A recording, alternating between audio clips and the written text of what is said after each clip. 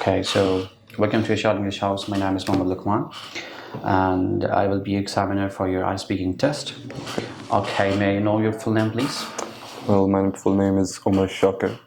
Umar Shakir. All right. How can I call you? Well, you can call me Umar because everybody in my home calls me Umar. Okay, Mr. Umar. All right. Umar, is it a kind of religious name or common name in your country? Well, it is a kind of religious name because in Islam, our second caliph was Hazrat Umar Siddiq, so it's based on them. Perfect. All right. All right. So, why are you taking your IELTS test? Well, I'm taking my IELTS test for further studies in Japan because I have done FSC from here in Punjab Colleges, Bulgaria, Islamabad. All right. And now I'm planning to move forward to do my bachelor's in automotive engineering in Japan. All right. Okay. So, these days, are you working or still looking forward to study? Well, these days I'm not working. I'm just attending the arts classes, and I'm just trying my level best to study, further study more in abroad. So that's why I'm also taking this arts test. Perfect. All right. What would you like to study in the future? Well, in the future, I would like to study that I want to become an automotive engineer. I mentioned earlier. I had that craze of for cars since my childhood, and I'm crazy about them. So that's why I want to move forward with my passion for cars. Perfect. All right. So, is it a kind of a popular subject in your country? Well, in my country, it is not very much popular because over here there are no proper auto policies or something like that that can support the car companies or different kinds of car-related mafias and all. But in Japan and different countries such as Germany, UK, US, there are different kinds of big car brands over there, and their auto policies are pretty great. That's why I am going abroad for the study of this subject also. All right. What are the main aspects of your subject? Well, there are different kinds of aspects. In automotive engineering, you can deal with car designing, car manufacturing, car mechanics, and car electronics. Now we can choose any kind of field in that. Of course, a car contains around 10,000 parts, and for those parts, there are different kinds of technicians that are sitting. So I will most probably prefer car designing in that because I love to design different kinds of cars. Perfect. All right. So, imagine it. Like, consider if you had a chance, would you like to change the subject in future? Well, in future, yeah, if I would get a chance, I can change my subject in that specific field. I will, for example, if I chose car designing, I can move to car manufacturing, or either I can move to car mechanics. So it would be easy for me to do that. But if you say a proper subject switch, no, I cannot do that because it will be my passion. It will not be in my passionate kind of category and all. So yeah, those are the All right. Do you plan to get a job in the same field in your subject? Yes, the major reason to study that subject is to get job in that very field because there are different kinds of car companies such as Toyota, Suzuki, different kinds of cars are there. So those brands need their employees to have degrees in a specific field, and that is automotive engineering. All right. Okay. So that's why I'm doing that. Where is your hometown? Well, my hometown is Barako, Islamabad, and currently I'm residing there also. All right. So, it's your birthplace? Yes, it is my birthplace. I was born there 18 years ago. Great. Okay. Is there good public transportation in your hometown? Well, yeah. Like in the past few months, they developed the Green Line metro bus system. It is a kind of transportation here in Islamabad that has been started by the establishment that is now going on in Pakistan. And it was a great initiative. Firstly, there were no public transport normally available for the people in my hometown. But now that whole system of buses have made it pretty much easier for everyone to move around easily. Do you think your hometown is a good place to bring up children?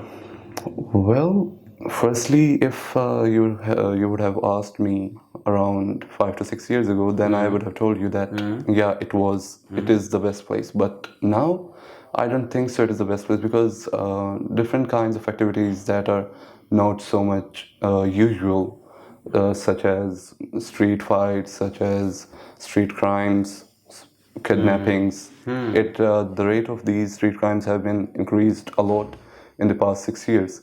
So I don't think so. Bringing up your children in my hometown is a good advice to anyone. All right, so let's have some questions about art Okay. galleries, right? Okay, so do you like art? Well, art, I am not such a fan of art, but of course, if it is related to my passion, that is car art.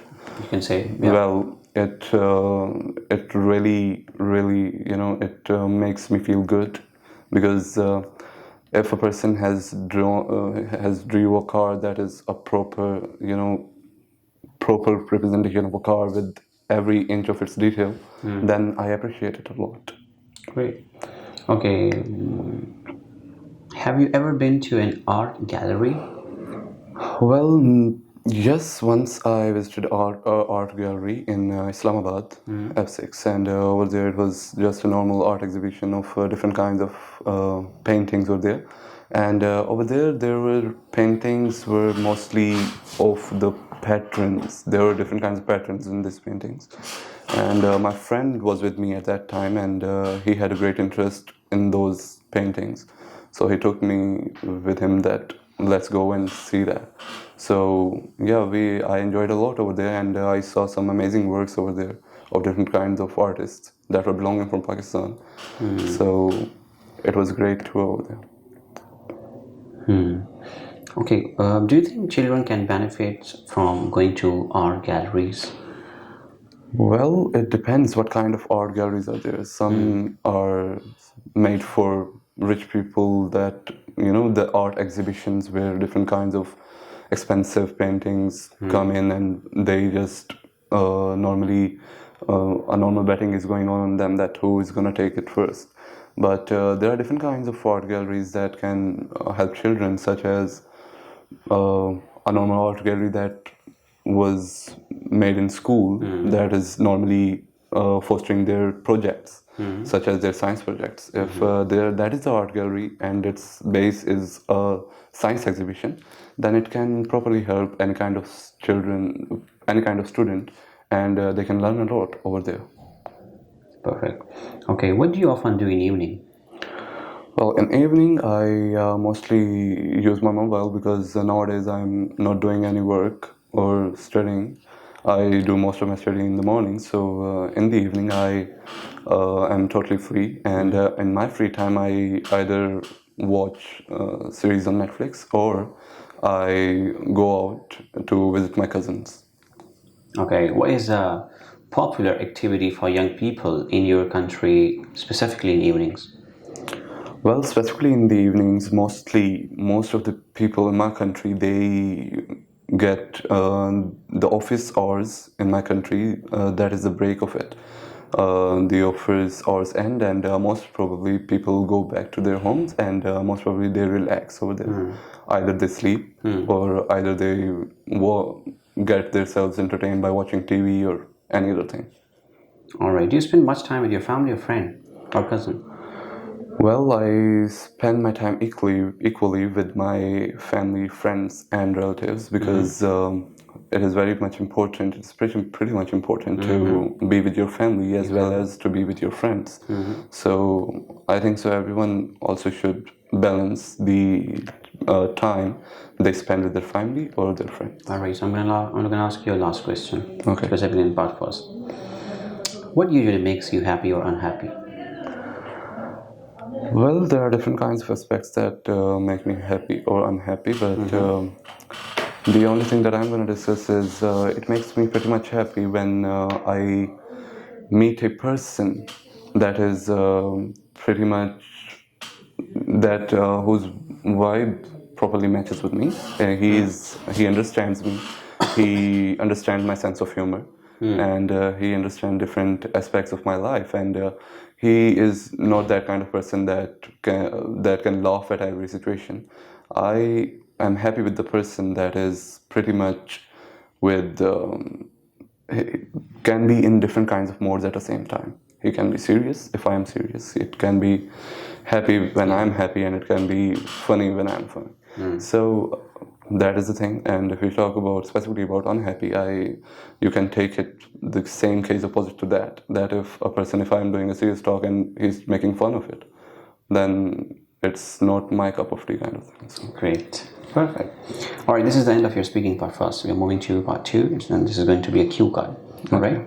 Okay, I'm going to give you a card, and the topic is, you can make points if you wish. And the topic I'm going to give you is, describe an important event in your life. All right, here's the topic. You can read the topic. And I'm going to start your time. Time is over. I'll start your speaking, please. Well, the important event that I'm going to discuss took place recently in the mid of November. It was a normal kind of mela in our country. They say it Lok Mela, and it was a 2024 version of it. And over there were different kinds of food stalls, different kinds of celebrations going on, different kinds of activities going on. Me and my friend normally went there. It was taking place in Rawalpindi, Islamabad, and over there we went, me and my friend, and we just went for the concert that was happening over there. It wasn't, you cannot say it a concert, but it was actually a music competition that was going on over there, and in that music competition, different kinds of personalities, or you can say different kinds of singers, were coming in to sing.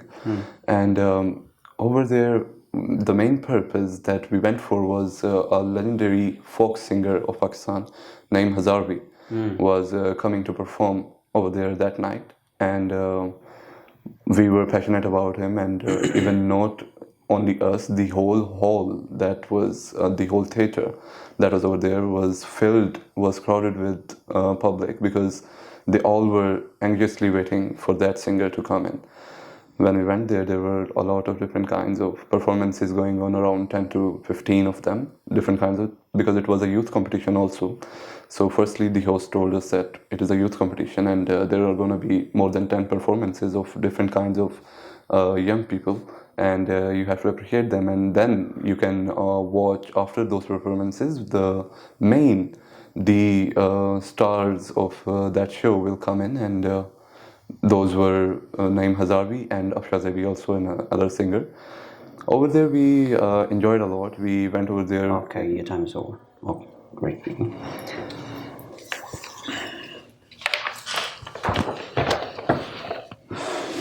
Okay, the topic was important event. You described it well. All right, so let's move to part 3, and this is going to be a two-way discussion. Is that clear? Okay. Okay. What days are important in your country? Well, there are different kinds of days in my country. Specifically, if I talk about, there are different kinds of days, such as the memorial of the past events that happened in my country, such as 23rd March, named as the Resolution Day. It was when the resolution was passed of our country. And then there is 6th May, that is our Defense Day, when we did the successful atomic blasts. And then there are different kinds of days based on the personalities that helped a lot in the making of our country, such as Quaid-e-Azam Day on 25th December. And then we have different kinds of, as we are Muslims, in Islam there are different kinds of ways that we celebrate. For example, Eid al-Fitr and Eid al-Adha. So those days are also celebrated in my country. Great, perfect. Why it is important to have national celebrations? Well, it helps normally to, it enhances your passion for your country. It promotes patriotism. If a country is not having any kind of national celebrations, how can a person be so much patriotic about his or her country? So whenever we are having any kind of national celebration at the same day, at that day, our patriotic level is on the top, and we are enjoying by wearing the different kinds of clothes related to our culture and different kinds of things like that. Are there any celebrations from other countries that you celebrated in your country? Well, there are a lot of celebrations of our countries. For example, if I talk about the Western culture, people celebrate Halloween over there. People celebrate if we talk about India, people celebrate Holi over there.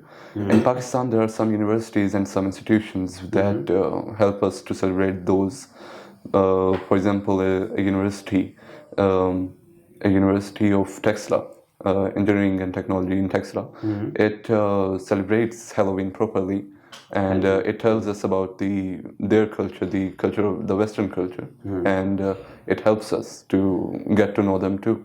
And in Quaid University over here in Pakistan, a very renowned country, the students, they prepare a full kind of holy event when Holi comes in, and they normally follow the same rituals as the Indians do, and they enjoy that day too. Great. Okay, this is the end of your speaking test.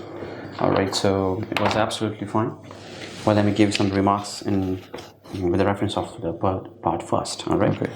You did an incredible job in part first, but so far the exam criteria is concerned, definitely I would be looking at exam criteria, definitely. So far your fluency and coherence is concerned, absolutely you did a great job, and speaks length was quite okay, noticeable efforts were there, and you demonstrated different kind of words related, and I haven't seen any sort of hesitations in your speech. It was fully confident. Of course, you did use some range of connectivities, and of course I found some phrasal verbs and idiomatic expressions like you used. It was absolutely fine, and it is a kind of a way that you can get more points in your speaking. Perfect. And your fluency and coherence was perfectly amazing. Yeah, but you need to focus a little bit on your vocabulary. For example, if you are using simple things, that's fine. It's quite natural and genuine. But in order to score 8 or 8.5, you want to sound more natural and native, and confident. So yeah, you need to enhance your vocabulary first. Okay. So that was fine. Absolutely, your coherence and question structure is amazing. Okay, your oral grammatical range and accuracy is okay. I haven't found any single error in your grammars. But your pronunciation is also very natural. Your accent is quite natural. It sounds like natural. But I would appreciate if you follow some accents like British accents and American accents. That would be more beneficial. Okay. But other than that, it's fine, it's okay. Accent is optional. There's no marks there in your real IELTS test. Okay. Pronunciation does matter. For example, if you're speaking and you're mispronouncing the word, definitely will lose the marks. Okay. But on the other hand, if you take the case of accents, it's natural, no problem. But you're fine with this accent. You should go with this accent. But you need to maintain your eye contact as well, because somewhere I found that 20% you were looking at me, but all the time you were looking like something like this. Yes, you should maintain 50% like eye contact. Of course, if you look at yourself like here, no problem, it's natural. And your body postures, your body language was absolutely fine. I always appreciate you in class as well. You're exceptional. But so far your oral performance is concerned, your name is Umar Shakir, right? Yeah. I would give you 7.5 in your eyes, and I hope that inshallah you will score 7.5 and 8 in your real IELTS test as well. The thing I mentioned, so you need to take care of it as well. And I would encourage you to watch some videos on YouTube. Like I would recommend IELTS Advantage with Chris, so you should better understand how he or she is going to perform, right? So I'm wishing you all the very best and good luck. Thank you.